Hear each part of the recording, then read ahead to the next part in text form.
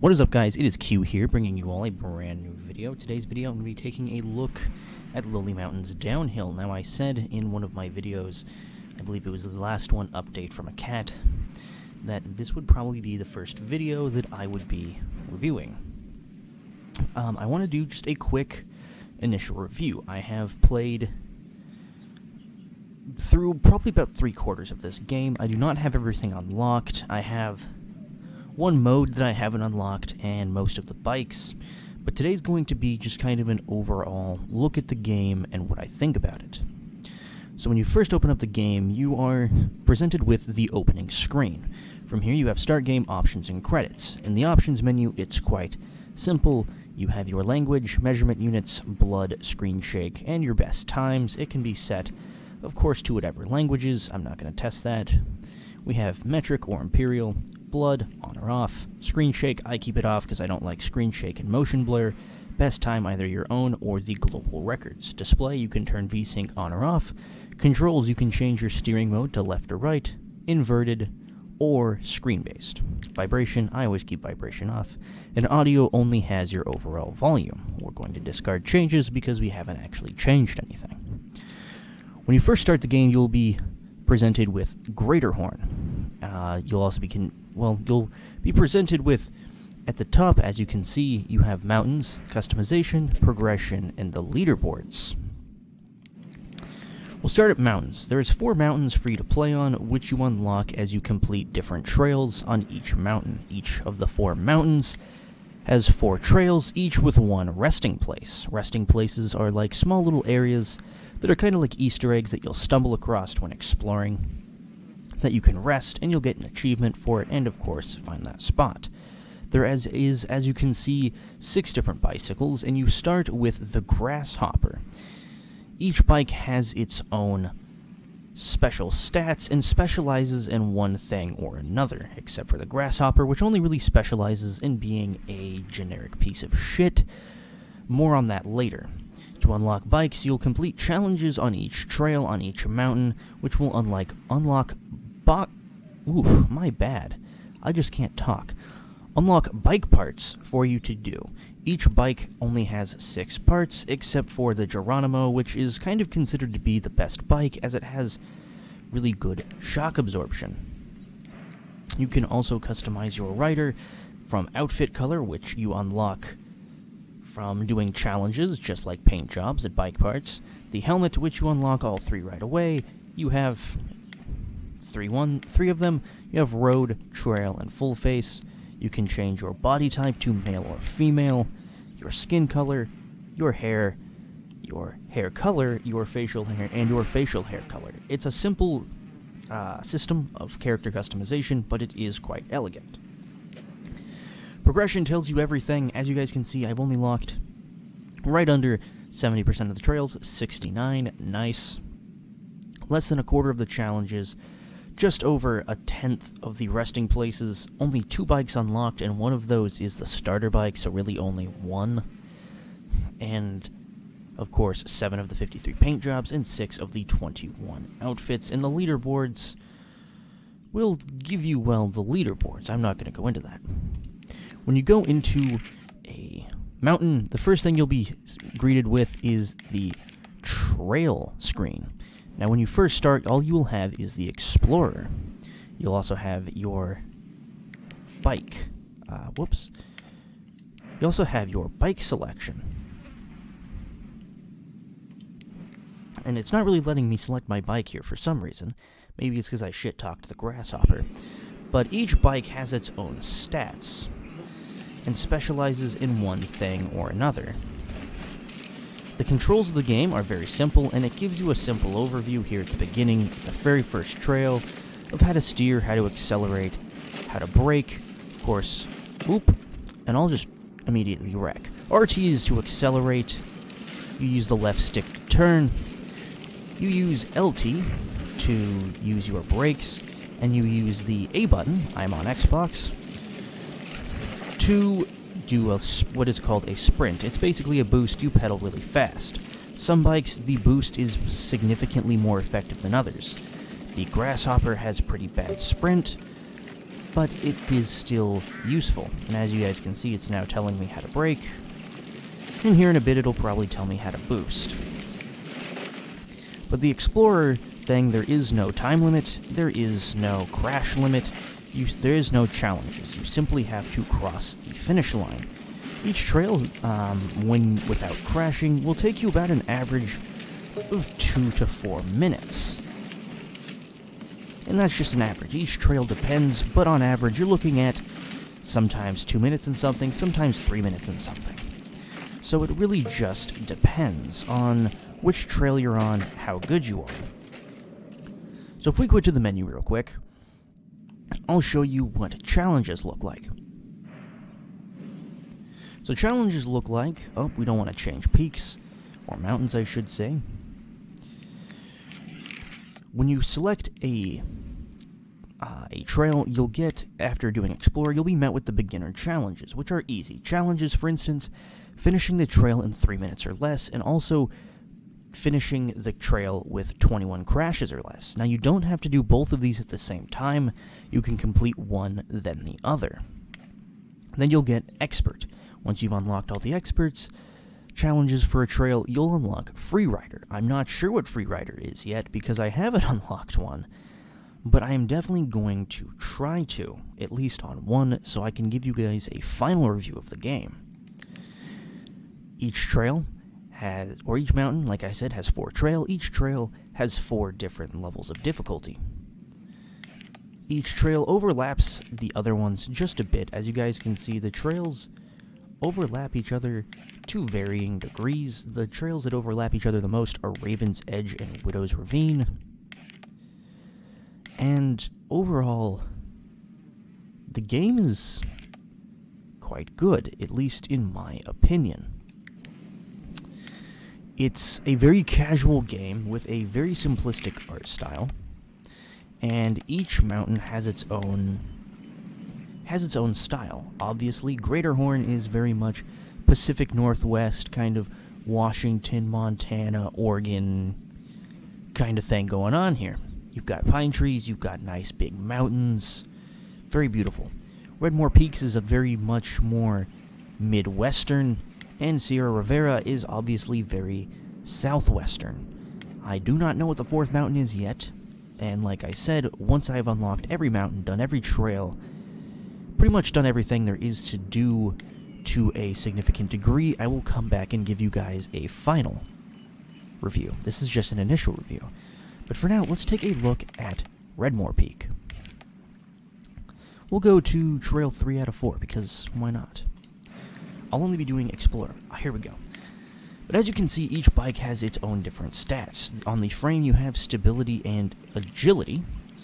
Agility is how fast you are able to turn, but how stable the bike will be at higher speeds. Suspension, you have how good your bike is at sprinting, and also shock absorption. Sprinting will increase the speed at which you move when sprinting, and shock absorption is how large of a drop you can actually take. The wheels, you have acceleration, which is of course self-explanatory, and grip. Grip isn't what you think. It's not necessarily braking. Grip is more so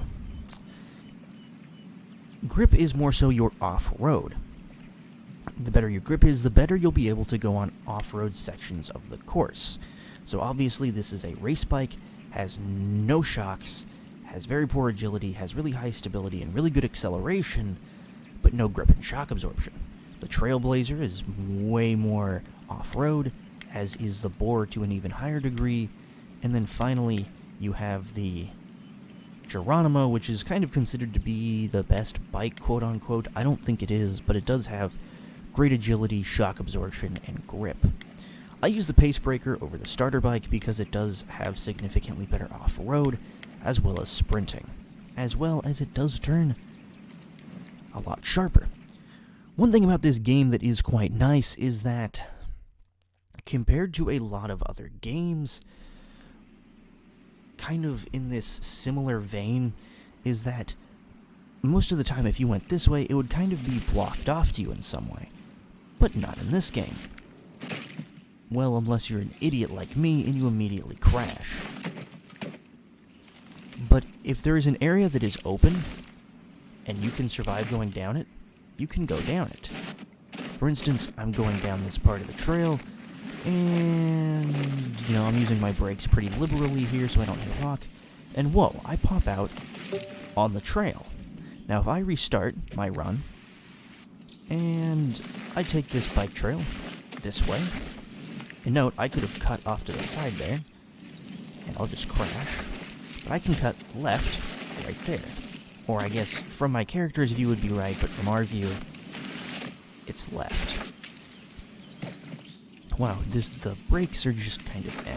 One thing you'll learn is that when you're going sideways, the brakes very much do not work as well. But that's, it's kind of realistic, in a certain sense. But if I go down here, and I follow this trail, and I could have gone left there too, and dropped down there. But obviously this is taking a lot longer than the path I originally took. And I could have dropped down there, I could have gone around. But finally, after some time... Oh look, it's the place I came down from. I finally get to the checkpoint. So each trail gives you its own... It has plenty of different paths you can take. It gives you lots and lots of freedom on every single trail, on every single mountain. And so it's just something that's very nice about this game, is that it's very open. And you can pick your bike for which path you want to take. For instance, if you want to go along the trails only, and you want to do that as fast as possible, you could obviously get the Javelin, the road bike. But if you want to go... Whoa, that was kind of scary. Up, and that was kind of fucked up. But if you want to go on more off-road trails, you'd obviously pick something more like the Boar or the other bike that I'm forgetting. Trailblazer. The Trailblazer or the Boar. If you want a more all-rounder bike, you go with either this or the Grasshopper. I would recommend this over the Grasshopper. The Grasshopper does have slightly better suspension, but honestly, not to the degree where it's really going to make much of a difference. Now, as you guys can see, each trail is quite unique. While it will keep with the overall aesthetic and level design of past trails, it will have its own unique spots, its own unique checkpoints, and its own unique, it's just a unique trail overall. That's the best way I can put it. Now, very quickly, I'm going to show you guys how the timed system works, because it's kind of a little bit more elegant over a lot of other games. So, we'll try it here. We'll go to Red Rock River on beginner. And obviously, to unlock part of the Javelin, I need to complete the course in 2 minutes and 20 seconds or less, with 11 crashes or fewer. Now, the way the timed system works is in a lot of games, if you're timed and you crash your car or whatnot, you restart and you have that time taken off. Well, as you guys can see, I'm at 3 seconds and, oh no, I crashed at 6 seconds. Well, because I'm at the beginning of the course, it's not going to add to my crashes, but it also doesn't add to my time. My time does not start, because you can restart your entire run. If you don't like how many crashes you have, you don't like the time you're having. It'll reset your crashes, but it also resets you back to the beginning of the course. But how the timing works is that your time is saved at each checkpoint. Now, your crashes are not saved from each checkpoint, but as you guys can see, 1270 there. If oh no, I want to go this way. Oh no, I crash. I'm at 17 seconds. I automatically restart at 1270. And I only have one crash. Well, now I have 2 crashes, but I still start at 1270. And so it makes it a lot easier. I didn't even mean to do that. It makes it a lot easier to complete things in their time course, because you don't have to have the perfect run where your crashing and the time between your crashes doesn't affect your score.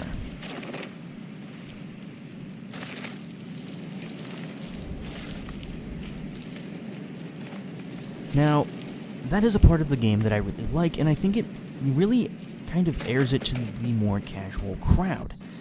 But I want to jump into some of my issues that I have with the game, because as it stands right now, I really do like the game, but I do have a couple of pet peeves, even small be it, or small they be. Small be it. I'm really good at English, as you guys can see. Clearly, my first language. It is my first language. I'm American. I don't really speak any other languages. But anyway, on to my pet peeves with the game. My main one is the way the difficulty seems to scale.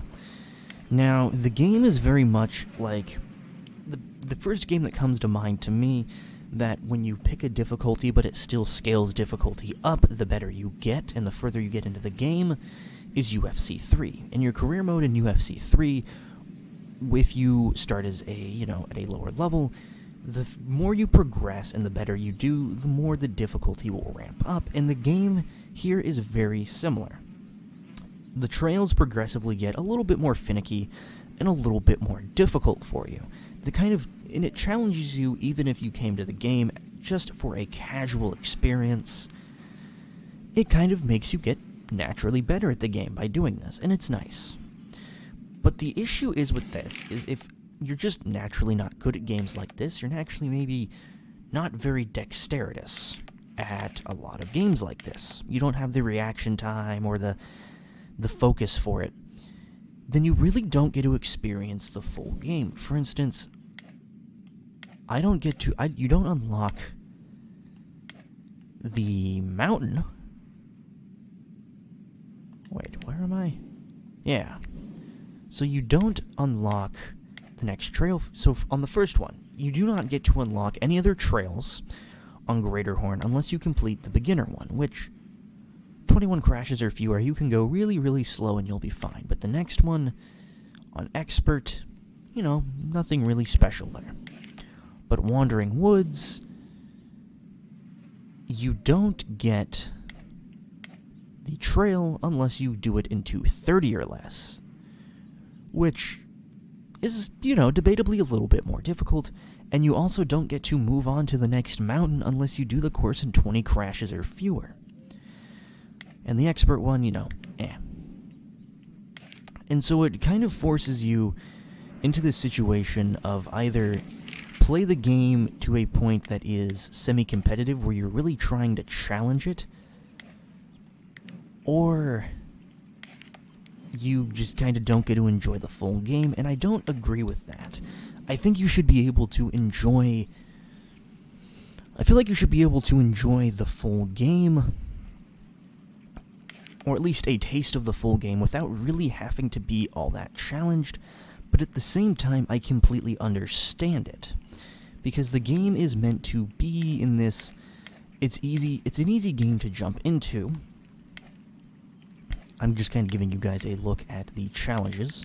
But it's an easy game to jump into, and start playing just from zero experience of games like this, and actually do pretty decent. But if you're kind of coming into this game expecting it to be, say, completely casual, where you can just kind of ride freely, well, you have another thing coming. Because it doesn't quite work like that. And while the game is definitely very casual in its design, and how it kind of is inviting in a casual sense, the game is not really super casual and a lot of the time.